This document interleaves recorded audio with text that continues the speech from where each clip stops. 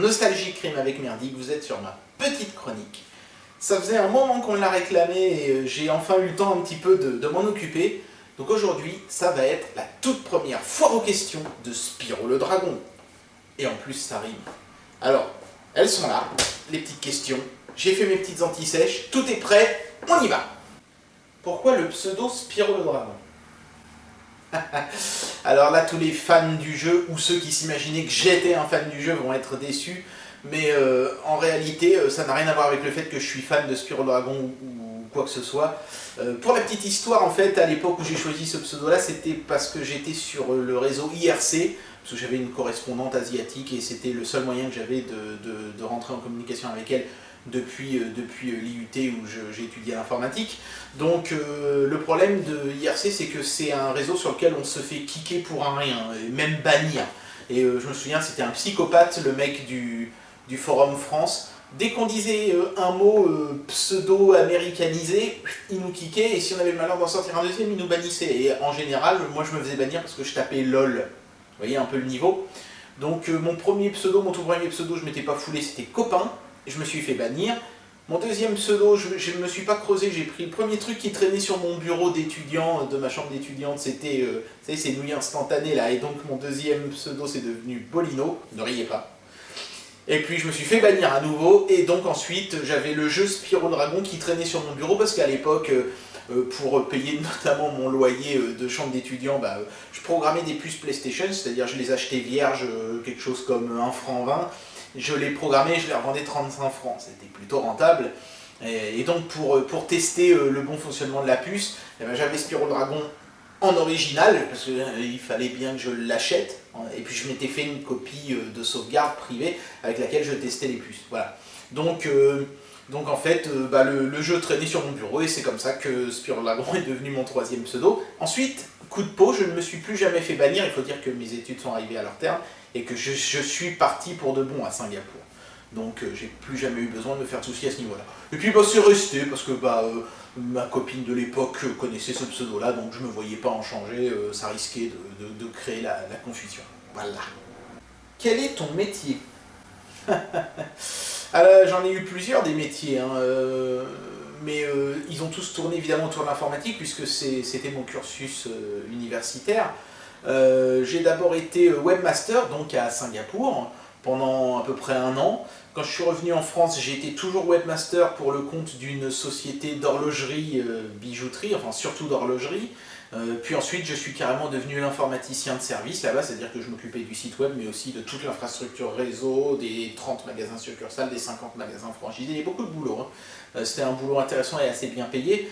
Et puis ensuite, malheureusement, la boîte a été rachetée, tout le monde s'est retrouvé au chômage, parce que les mecs qui ont racheté ça, c'est des requins, ils ont viré tout le monde, ils ont fait un plan social. C'était un licenciement économique, les pauvres, c'est juste le deuxième plus grand groupe de distribution français. Ils n'ont pas beaucoup d'argent, ces gens. Donc ensuite j'ai cumulé des petits jobs sur Paris, toujours en informatique, mais encore là je travaillais vraiment pour des requins parce que j'étais dans le milieu bancaire. Alors au bout de 6 mois j'ai envoyé chier tout le monde, et aujourd'hui j'ai ma petite boîte de dépannage. Je fais du dépannage informatique et aussi un petit peu de dépannage électronique, c'est pour ça que je maîtrise quand même pas trop mal le sujet de la technologie dans mes vidéos. Mac ou PC? J'aimerais bien avoir un Mac pour faire mes montages vidéo, à vrai dire. J'aimerais bien tester un petit peu Final Cut Pro parce que j'en entends énormément de bien. Donc c'est quelque chose que j'aimerais bien essayer. Mais je suis allé faire un tour chez Darty, et le Mac, le seul déjà qui avait un lecteur CD intégré, parce que pour moi ça me paraît indispensable de pouvoir lire ces CD-ROM, ces DVD de logiciels dans un ordinateur. Le seul qui en avait un, il n'était pas vraiment terrible niveau écran, c'était pas un Retina, et malgré ça il valait quand même presque 1200 €. Donc du coup PC. Voilà. Mon PC actuel il doit valoir dans les 700 €, et il est 2,5 fois plus puissant que le Mac que j'ai vu chez Darty. Donc le jour où Apple arrêtera l'enculade sur les tarifs, peut-être que j'aurai un Mac. En tout cas, j'ai rien contre, à part le prix. Quelles sont ta console et ton jeu préféré? Ça c'est une bonne question. Ma console préférée de tous les temps, je dirais, je pense, la Mega Drive, parce que ça a été ma première console de salon. Avant, j'avais eu des ordinateurs, un Amiga 500, qui était vraiment génial. Et puis avant ça, j'avais un Amstrad CPC 6128, celui avec les petites disquettes. Heureusement, j'ai pas connu la période maudite des cassettes audio qui mettaient 8 plombes à charger, mais ma première console de salon, c'était pas ma première console, avant j'avais eu la Game Boy, mais ma première console de salon c'était la Mega Drive et je garde d'excellents souvenirs sur cette console. Mon jeu préféré de tous les temps, oh là, il y a tellement de jeux que j'adore, c'est difficile de répondre à cette question, mais je crois que le jeu qui m'aura le plus marqué, ce sera certainement Ocarina of Time. C'est pas très original, voilà, c'est un jeu que souvent beaucoup de gens citent, mais j'adore ce jeu. J'adore ce jeu parce qu'il est long, et on a vraiment l'impression quand on l'a fini d'avoir accompli un truc épique, et ça me touche profondément. Et puis le jeu en lui-même est vraiment cool, quoi. L'univers est grand, les niveaux sont variés. Non, vraiment, je pense que ce serait Ocarina of Time, mon jeu préféré. De manière générale, j'aime beaucoup les Zelda, j'aime aussi les Mario, mais Ocarina of Time reste, je pense, mon jeu préféré. Peux-tu tester la Nvidia Shield? Peux-tu m'envoyer 200 €? Tu as ta réponse. Fais-tu partie d'une secte? Mais pas du tout. Mais pas du tout, mais je vois pas pourquoi tu dis ça, mais pas du tout. À l'ordre du grand gourou, hein, le chèque, c'est ça qu'on a dit? Ok. Avec quelle caméra fais-tu tes vidéos? Et quel logiciel de montage utilises-tu? Alors ma caméra, c'est pas un truc professionnel, c'est un caméscope de chez Sony. Par contre j'ai pris le haut de gamme, vraiment le truc qui était pas le plus cher chez eux, mais qui était quand même dans le haut du panier.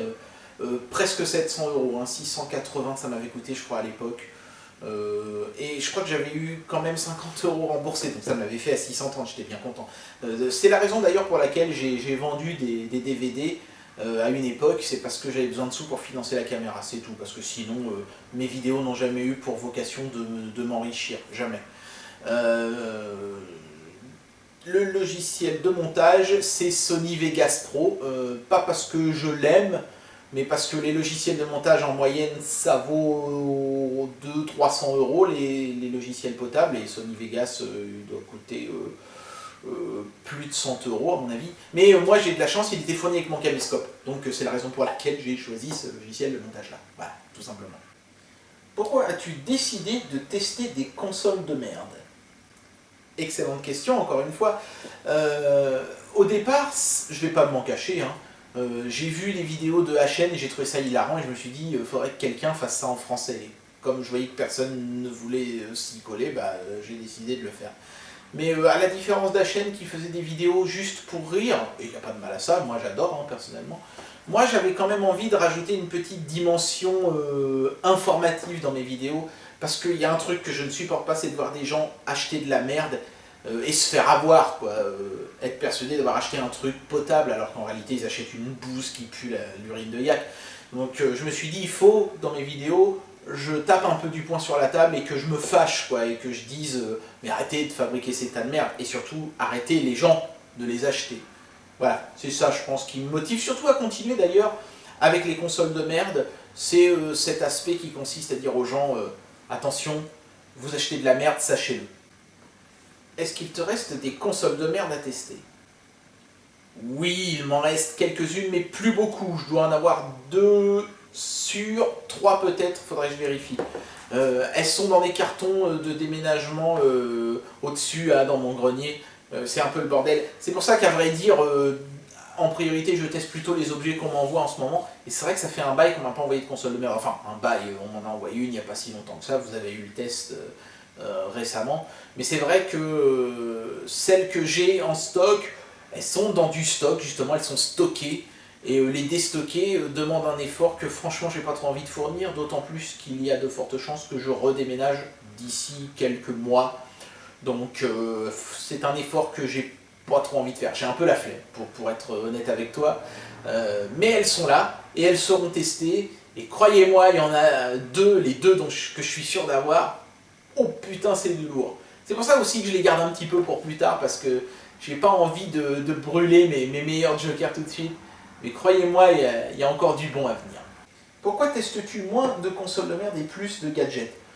Ah bah, j'ai presque déjà répondu à cette question juste avant, mais pour affiner ma réponse, je teste toujours en priorité ce que les donateurs m'envoient. C'est normal, je vais pas dire au mec qui m'a envoyé un truc, bon bah merci mec, à dans 6 mois. Non, non, je dis écoute, je viens de recevoir ton truc, je mets les autres tests de côté et je teste ton truc en priorité. C'est la moindre des choses, je veux dire, quelqu'un qui m'envoie un objet, que ce soit une entreprise qui cherche à se faire un petit peu de pub, ou un particulier qui a envie que je le cite dans une vidéo, ce serait pas sympathique de faire attendre cette personne-là. Donc c'est la raison pour laquelle je favorise ce qu'on m'envoie, et c'est vrai qu'en ce moment, on m'envoie plus de gadgets que de consoles de merde, donc je teste plus de gadgets que de consoles de merde. Mais si demain vous m'envoyez tous des consoles de merde, vous aurez plein de tests de consoles de merde, hein. Ça ne dépend que de vous parfois aussi. Hein. T'en as pas marre de faire de la pub dans tes vidéos? Moi, je fais de la pub dans mes vidéos, moi? Mais t'es un malade, pas du tout, enfin voyons, mais d'où je fais de la pub dans mes vidéos, moi, hein? Monnayes-tu tes vidéos, combien cela te rapporte-t-il? Ça, c'est une question que les youtubeurs n'aiment pas aborder. Pourtant, je vois pas où est le mal, hein. Il n'y a pas de honte à se faire payer pour son travail. Moi, oui, je monétise les vidéos. Pas depuis le début, hein. C'est venu, je pense, vraiment au moment où j'ai commencé à vouloir acheter des objets un peu plus chers. Donc c'est arrivé, on va dire, dans la période où j'ai commencé à tester les consoles de jeux sous Android. Je me suis dit, bon, acheter ces objets-là, ça coûte des sous, et des sous, il en faut pour acheter. Donc j'ai monétisé les vidéos. Ça me rapporte, grosso merdo, entre 20 et 25 euros par mois. C'est pas des grosses sommes. Hein. Faut pas, les enfants, si vous voulez devenir riche, ne devenez pas youtubeur. Ou alors, il faut vraiment avoir du succès, mais je pense que les places sont chères désormais. Les meilleurs concepts sont déjà pris, hein, malheureusement, je pense, pour vous, si vous vouliez faire ça. Donc, ne le faites pas. Travaillez à l'école. Ne prenez pas de drogue. Ne buvez pas. Tu parles souvent de ta femme, mais on ne la voit jamais. C'est-à-dire, monsieur, que faut que j'en parle à ma femme, vous voyez. Ouais. Des petits détails comme ça qui me tracassent. Vous n'avez pas idée, monsieur. As-tu déjà refusé des objets à tester? Ouais, j'ai déjà refusé une fois un objet de la part de Geekbuying qui voulait que je teste une manette de jeu Bluetooth pour PC et console. Bon, je voyais pas l'intérêt de tester un tel objet parce que c'était une manette qui était tout à fait banale, quoi. Je veux dire, une manette qui a quelque chose de particulier, ouais, je pourrais en faire un vidéo test. Une manette qui est, somme toute, assez classique. Qu'est-ce que je vais dire? Et puis, est-ce que ça va intéresser mes auditeurs? Non, clairement pas. Donc, du coup, Geekbuying m'a proposé de m'envoyer autre chose. Et j'avais demandé sur jeuxvideo.com, j'ai fait un petit sondage, et c'était une caméra étanche qui va sous l'eau que les gens avaient choisi. Malheureusement, elle n'est jamais arrivée. Il y a un enfoiré chez Singapour Post qui se l'est mise dans la poche, manifestement, puisque c'est marqué dans le suivi de colis, c'est marqué retour à l'envoyeur, mais Geekbuying n'a jamais reçu le colis de retour. Quel est ton métier? J'ai déjà répondu à cette question tout à l'heure, mais je vais préciser. Je suis dépanneur à mon compte, j'ai ma petite entreprise. Petite, hein, vraiment toute petite structure, je suis tout seul, je suis en auto-entreprise, c'est vraiment minuscule, mais franchement, je gagne mieux ma vie, pas beaucoup mieux, mais mieux ma vie que quand je travaillais pour ces esclavagistes de banquiers. Et en plus, j'ai personne pour me donner d'ordre, donc c'est quelque chose qui me convient très bien. Je dépanne essentiellement des ordinateurs pour des particuliers, mais je travaille aussi pour quelques entreprises. Bon, je tairai leur nom pour des raisons de confidentialité contractuelle, mais je dépanne des grosses machines parfois, hein, des trucs assez compliqués, des machines industrielles et notamment des scanners par exemple. Donc ouais, c'est un boulot intéressant qui me plaît bien et j'ai l'habitude de démonter des trucs, de les rafistoler et de les remonter, donc c'est pour ça que j'aime bien aussi démonter les consoles de merde, et quand je dis démonter, c'est au sens propre comme au sens figuré. As-tu déjà visité le Japon? Oui, mon cher critique, j'ai déjà visité le Japon il y a 2 ans, et j'y suis allé 5 jours, une petite semaine, donc en voyage organisé depuis Hong Kong. Bon, j'ai pas suivi grand chose de ce qu'a dit le guide parce qu'il parlait quasiment exclusivement en chinois, mais le mec était quand même sympa, il a fait quelques efforts pour me parler un petit peu en anglais alors que manifestement il maîtrisait mal. Mais il a quand même essayé, c'était plutôt cool. J'ai fait... on a atterri à l'aéroport de Kobe, on a fait Kyoto, Osaka, Tokyo.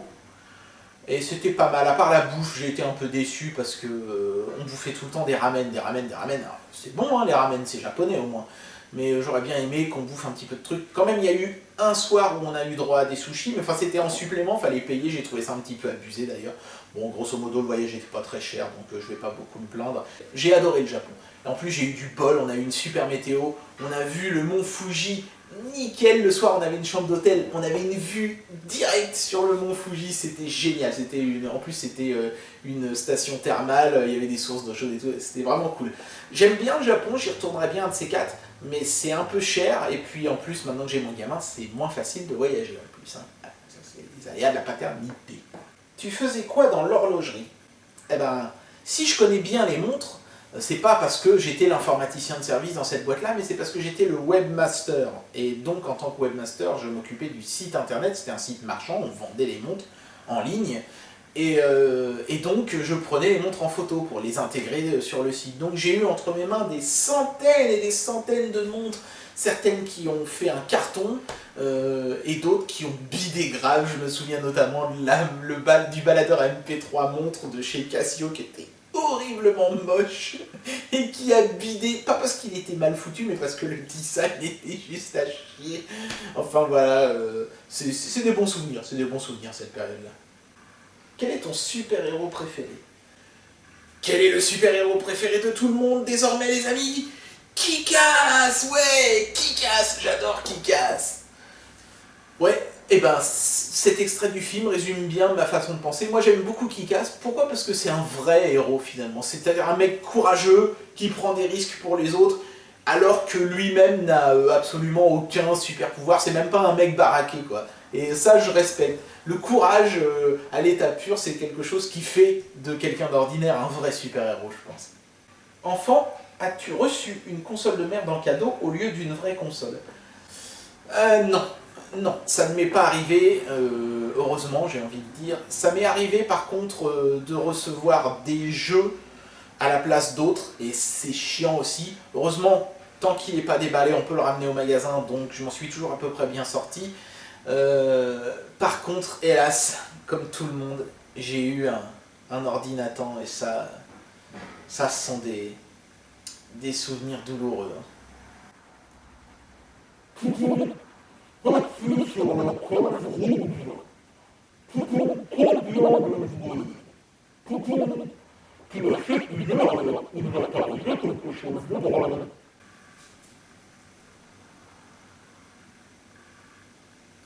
Oh putain.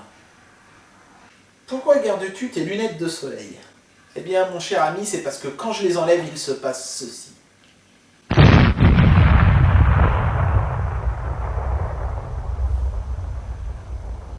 Alors du coup, je les garde, tu vois. Peux-tu montrer plus de séquences filmées avec la Inov C2? Tu as juste filmé dans ta voiture, ça n'était pas très intéressant. C'est vrai que par manque de temps, j'ai exclusivement filmé dans ma voiture. Par contre, j'ai confié la caméra à mon frère qui était en vacances. Et je lui ai demandé pendant ses vacances, d'en profiter pour filmer dans diverses situations, etc. Donc voici un petit montage de ce qu'il a ramené de ses vacances. Je vous laisse profiter de ça, c'est pas très long, rassurez-vous.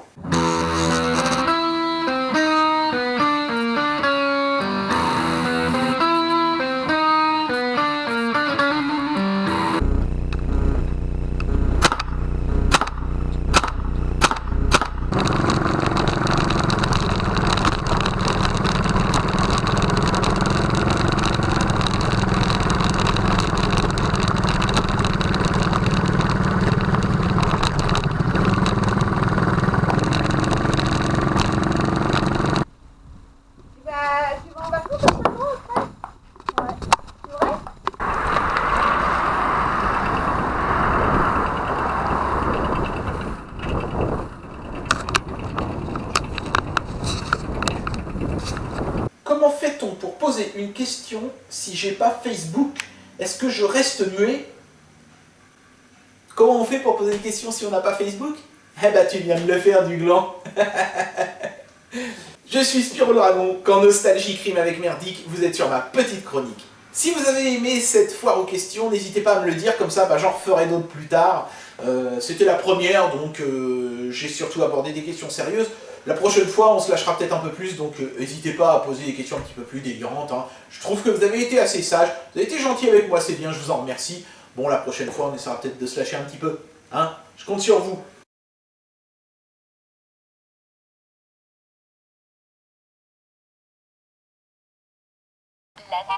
Je m'arrête pour laisser les piétons traverser devant moi. C'est comme ça que tu t'arrêtes pour laisser les piétons traverser, toi? En pilant comme ça?